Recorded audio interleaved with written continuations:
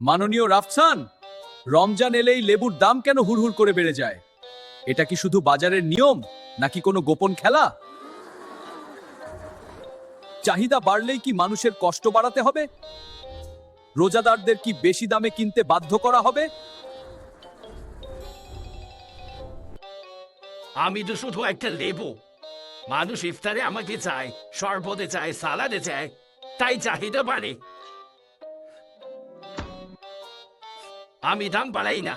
কিছু অসাধু ব্যবসায়ী রমজানের পবিত্র সময়কে লাভে মৌসুম বানিয়ে ফেলে।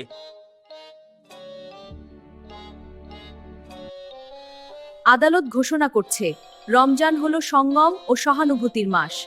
এই সময়ে অযৌক্তিক মূল্যবৃদ্ধি সম্পূর্ণ অন্যায়। রমজান আমাদের শেখায় মানুষের পাশে দাঁড়াতে।